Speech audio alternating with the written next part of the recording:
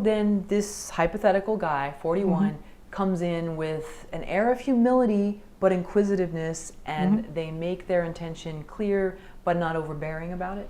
Right. And there's a certain thing to be said for having confidence in your action. Don't look for a lot of reassurance, because while the train is moving, there's no time for people to stop and pat you on the head.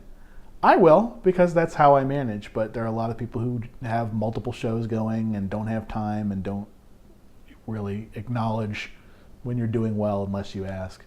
When I was first coming up, one of the things that I would do is I would ask for performance reviews from the people I was working with. What can I do to do a better job for you? Is there anything you've noticed that I might be more effective if I tried coming at something a different way? And just trying to just open a dialogue too. It enables you to develop friendships with the people who are above you, professional friendships.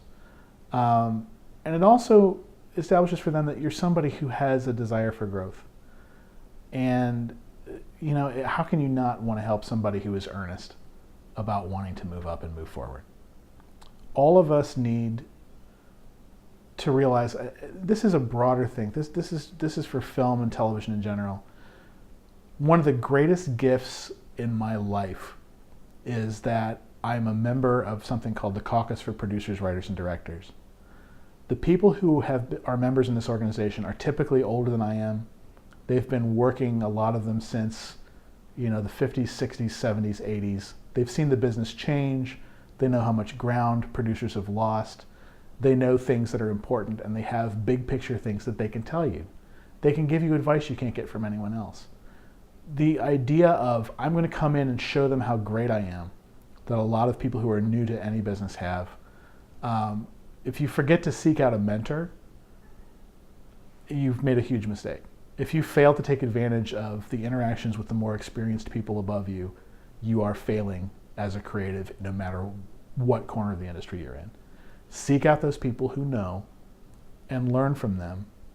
Don't come in, again, with that agenda that you're going to change the world and introduce something that no one has ever seen before, because we are in a business where a lot of it depends on the familiar. If something looks too bizarre or too outlandish, it's not accepted right away. It's a harder sell. And definitely if you're working in a collaborative environment, the idea that you're the rock star with the great ideas doesn't always work in a collaborative medium.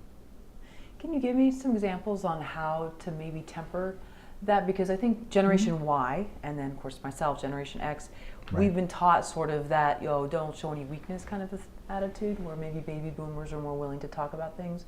So how can someone temper that if they have that in them? Well, I would tell you I think that there's a difference between coming in and saying, I don't understand how this works, and coming in and saying, listen, I'm having a little bit of trouble with this thing here. In your experience, how have you dealt with this? Got it, okay. That's not weakness. The seeking of knowledge is not weakness. Refusing to acknowledge your weaknesses is weakness. Okay. So you have to be able to go to people and say, I need a little bit of your understanding here. Got it.